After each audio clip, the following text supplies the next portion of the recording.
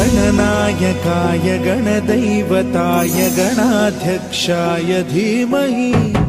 गुणशरीराय गुणमण्डिताय गुणेशानाय धीमहि